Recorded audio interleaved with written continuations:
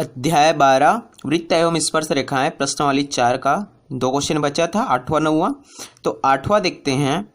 आकृति में P Q R S एक चतुर्भुज है यदि ये पी क्यू आर एस क्या है, एक चतुर्भुज है यदि कोण पी मतलब ये वाला कोण बराबर है किसके, कोण क्यू आर वाई मतलब ये कोण किसके बराबर है बोल रहा है, इसके हैं। तो सिद्ध कीजिए कि पी क्यू आर एस एक चक्रीय चतुर्भुज है।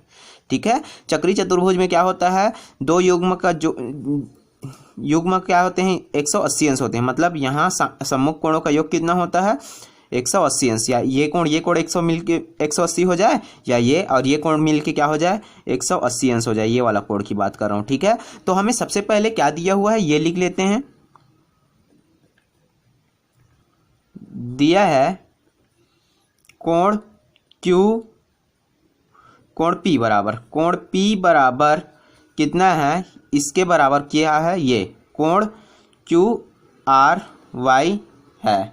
ठीक है, ये हो गया हमारा समीकरण नंबर 1। P बराबर QRY दिया हुआ है। देखो एक रेखा, ये रेखा जो है XY जो है ऐसे गया है ना, तो यहाँ पर कि मैं कोण की बात करूँ तो ये कितना अंश होगा 180 अंश होगा। वहीं से एक ऐसे लाइन निकला है ये, तो भी क्या होगा, इस दोनों कोणों का योग कितना होगा 180 अंश होगा ना। तो इसी को मैं लिखूंगा फिर से। यहाँ पर क्या दिया हुआ है Q दिया हुआ है, यहाँ पर क्या दिया हुआ R दिया हुआ है, एक यहाँ पर S दिया हुआ है, तो S लिखेंगे X ना लिख के। ठीक है, तो देखो Q कोण कौन सा QRY प्लस QRS, ये QRS बराबर कितना होगा 180 अंश। इसे को क्या बोलते हैं, समीकरण नंबर 2 दे दो। क्यों होगा, ये रेखीय युग्म से एक ही रेखा पर बना है, तो ये क्या हो गया 180 अंश। ये यहां से यहां तक 180 अंश। लेकिन देखो QRY का मान कितना है, कोण P है ना, तो QRY की जगह पे मैं कोण P लिख सकता हूं।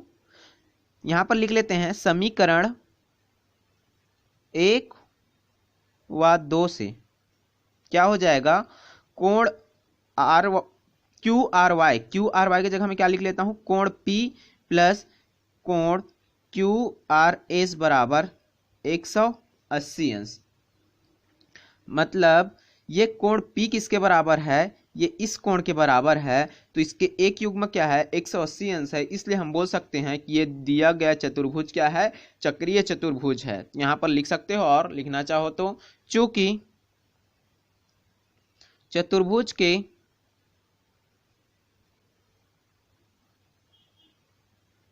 सम्मुख कोणों का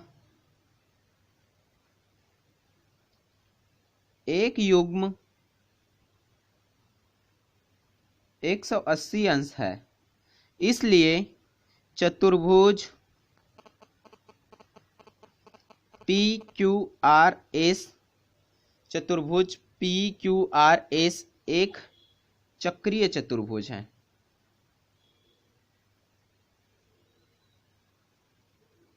ठीक है, आ गया होगा समझ। जब ये दोनों 180 अंश, ये दोनों 180 अंश है, तो ये दोनों का भी योग कितना होगा 180 अंश होगा। क्यों, क्योंकि चतुर्भुज के चारों कोणों का योग क्या होता है 360 अंश होता है। तो ये तो 180 अंश है, तो ये भी क्या होगा, ये जोड़ा भी क्या होगा 180 अंश। इसीलिए मैं डायरेक्ट यहीं से लिख लिया, जब भी एक युग्म क्या है बराबर है तो दूसरा भी क्या होगा, एक युग्म 180 अंश है तो दूसरा युग्म भी क्या होगा 180 अंश होगा। इसलिए मैं लिखा हूँ डायरेक्ट, चूंकि चतुर्भुज के सम्मुख कोणों का एक युग्म 180 अंश है, इसलिए PQRS क्या है, एक चक्रीय चतुर्भुज है। ठीक है, ये था हमारा 8वां क्वेश्चन। नेक्स्ट क्वेश्चन देखते हैं, क्वेश्चन नंबर 9वां।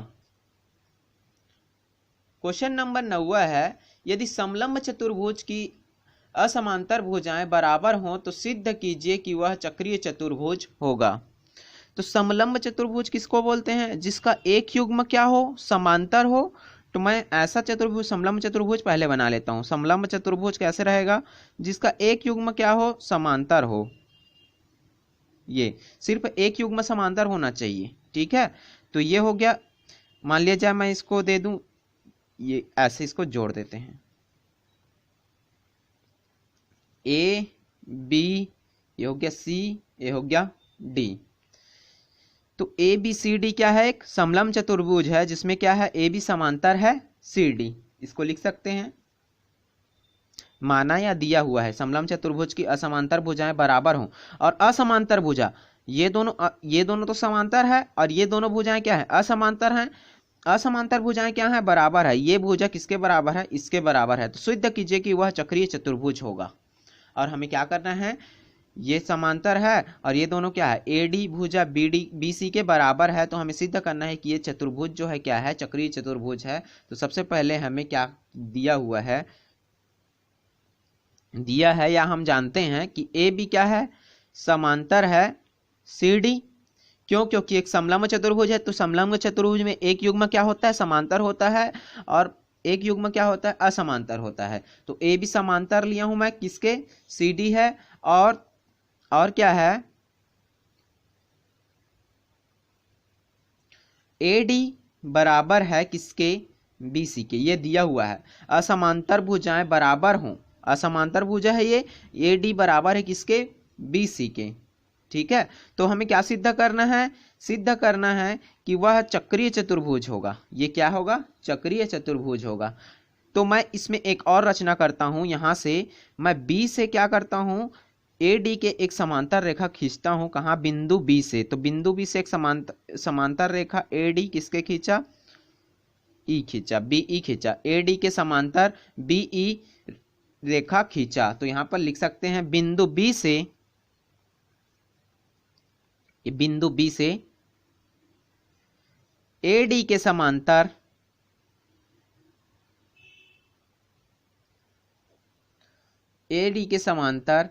बीई रेखा खींचा।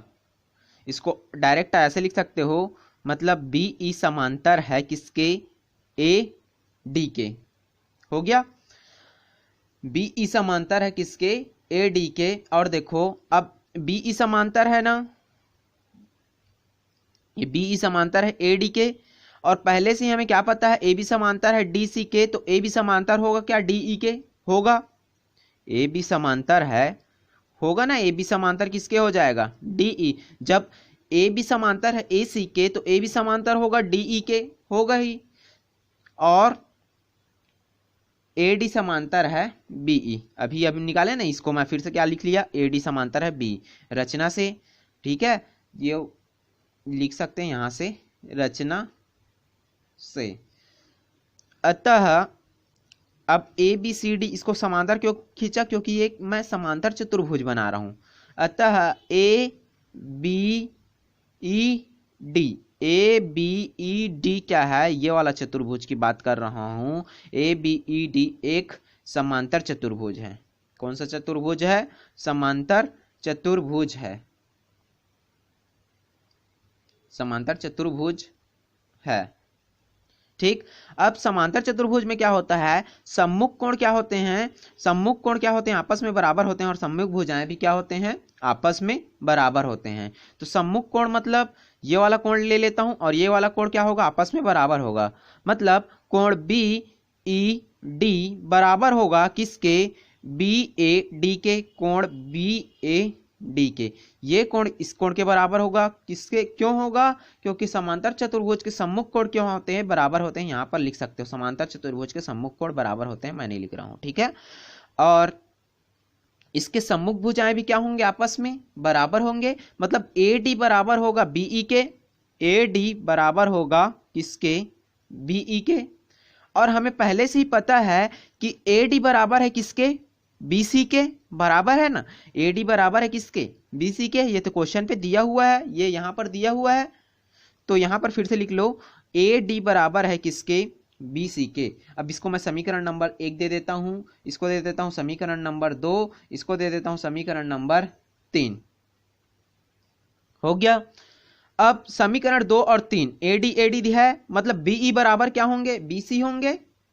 बीई बराबर होगा, एडी दोनों में है ना, तो यहां से मैं यहां पर लिख रहा हूं, बीई बराबर होगा, समीकरण लिख लो यहां पर, समीकरण 2 व 3 से बीई बराबर होगा किसके, BC, क्योंकि दोनों किसके बराबर हैं, AD के बराबर हैं, इसलिए क्या होगा, BE बराबर होगा BC के। अब त्रिभुज किसमें, BEC में,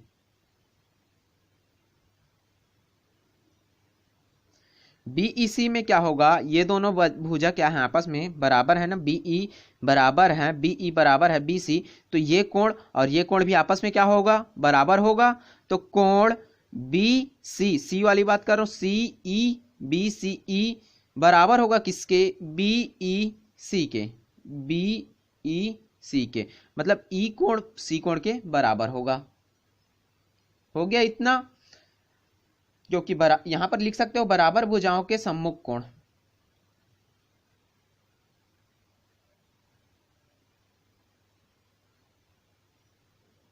बराबर भुजाओं के सम्मुख कोण। तो अब देखो ये समीकरण नंबर, ये हो गया 4, हो गया समीकरण नंबर कौन सा हो गया, 4, समीकरण 4 हो गया। अब यहां पर से एक और निकलेगा रेखीय युग्म से 180 अंश होगा ये कोण BED प्लस कोण BEC बराबर कितना होगा, 180 अंश रेखीय युग्म से, रेखीय युग्म से होगा। तो ये क्या हो गए, ये भी हो गया 180 अंश। अब मैं यहां पर क्या कर लेता हूं, BED का निकाला हूं ना मैं मान, क्या होता है BAD, तो ये हो गया कोण BAD, मतलब ये वाला कोण बराबर होगा इस कोण के, प्लस BEC बराबर क्या हो जाएगा, BCE, कोण BCE दोनों क्या होंगे, बराबर होंगे 180 अंश के। इस BED के जगह पे क्या रख दिया मैं, BED बराबर है ये BAD के ना, इसलिए मैं इस BED को किस में लिख लिया, BAD लिख लिया, और BEC बराबर है किसके, BCE के, तो इस BEC को क्या लिख लिया, BCE लिख लिया, और दोनों क्या हैं, 180 अंश हैं। तो हम बोल सकते हैं जब इस चतुर्भुज के, इस समलंब चतुर्भुज के एक जोड़ा क्या है, 180 अंश है, तो ये क्या होगा, ये चतुर्भुज जो है क्या होगा, चक्रीय चतुर्भुज होगा। यहां पर फिर से हम क्या कर सकते हैं, लिख सकते हैं, चूंकि चतुर्भुज के सम्मुख कोणों का एक युग्म 180 अंश है, इसलिए चतुर्भुज, समलंब चतुर्भुज लिख सकते हो, समलंब चतुर्भुज ABCD क्या है, एक चक्रीय चतुर्भुज है। इस क्वेश्चन को एक दो बार देखोगे तो समझ में आ जाएगा, ठीक है। कुछ नहीं किए हैं, सबसे पहले क्या किए हैं, एक समलंब चतुर्भुज बनाए हैं। अब समलंब चतुर्भुज में हमें पहले से पता होता है कि एक युग्म क्या होते हैं, इसके समांतर होते हैं। तो मैं कौन सा युग्म लिया हूं, ए भी समांतर है किसके, CD के, और यहाँ पर क्वेश्चन में दिया हुआ है कि ये भुजा क्या है, इस भुजा के बराबर है। अब हम रचना करते हैं, यहाँ से एक AD के समांतर रेखा क्या खींच दिया, BE खींच दिया, तो ये वाला कोण और ये वाला कोण क्या होगा, आपस में बराबर होगा, और ये वाला भुजा के बराबर होगा। और हमें पहले से ही पता है कि ये वाला भुजा ये वाले भुजा के बराबर है, तो ये भुजा और ये भुजा क्या होगा, आपस में बराबर होगा। तो ये भुजा और ये भुजा आपस में बराबर है, तो ये कोण और ये कोण क्या होंगे, आपस में बराबर होंगे। अब ये दोनों कोण पता है, और यहाँ से एक कोण 180 अंश हो जाएगा, तो ये कोण इस कोण के बराबर है, ये कोण इस कोण के बराबर है, तो इस कोण को मैं क्या लिख लिया, ये कोण में परिवर्तन कर दिया, इस कोण को क्या कर दिया, इस कोण में परिवर्तन कर दिया, और दोनों का योग क्या आ गया, 180 अंश आ गया। तो क्या हो गया, ये एक चक्रीय चतुर्भुज हो गया। और ये ऐसे करके एक चतुर्भुज बनाना चाहो तो बना सकते हो, नहीं तो बनाने की कोई ज़रूरत नहीं है, ठीक है।